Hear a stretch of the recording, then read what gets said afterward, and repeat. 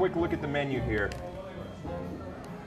I count 7 ceviches on here. You don't see that at most restaurants. Why 7 ceviches on the menu? We really want to showcase that you can do ceviche all kinds of ways. Ceviche is just fish cooked in lime juice or in an acidity bath. All right, so which ones are you going to make this morning? Going to kind of run us through? We're going to run through the Campechana just so we can show, you know, I mean, it's just a nice cocktail salad. It's a whole bunch of seafood and some different flavors. We will make the Porta Vida because that's probably one of my favorites to make.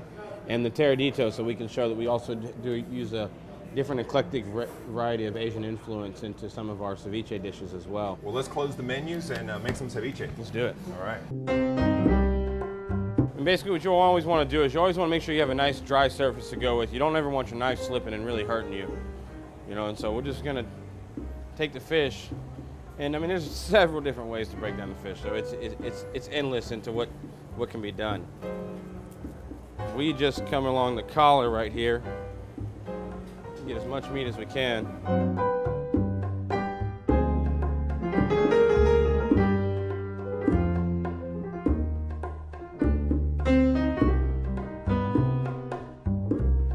We'll just break it all the way down, make sure we get as close to the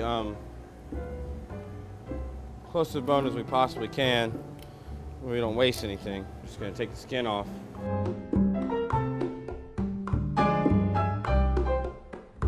Get all these bones out. No one likes bones.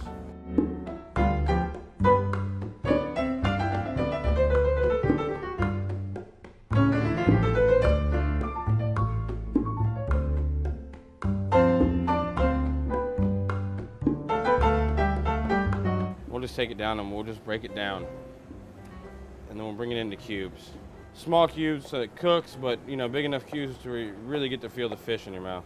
We're gonna take this and then we're going to take our liquid. This is just the orange juice, the celery juice, the lime juice, a little bit of salt. Here comes the acidity. This is the cooking process right here. So we just take it and we just fill it up.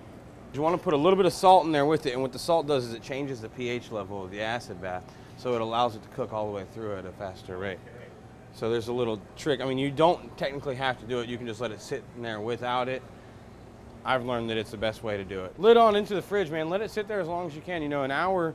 I mean, up to an hour, but you know, it can sit there and just marry, so to speak, with all the rest of the ingredients that you're going to use, and just let it have its fun. So see, this is the fish once it's cooked. Breaks down completely different color than what it is before. You know what I mean? Right, it loses that kind of translucency. Oh, it looks completely cooked, because it is. You know, there are some dishes that do look better applied raw.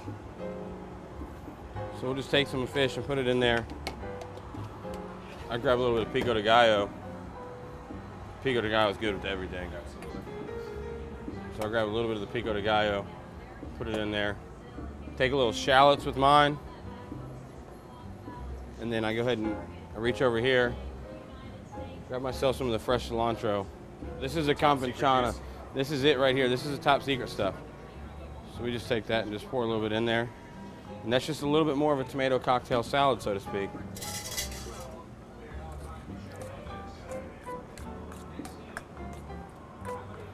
And so, you know, then we'll just mix it all together.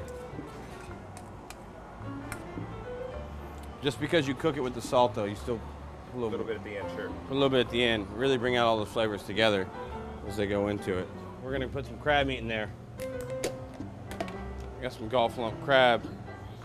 And we put some of that in there as well. Put a little bit of green onions in the bottom of the glass. When you get to the end, you get a little crunch and palate refresher.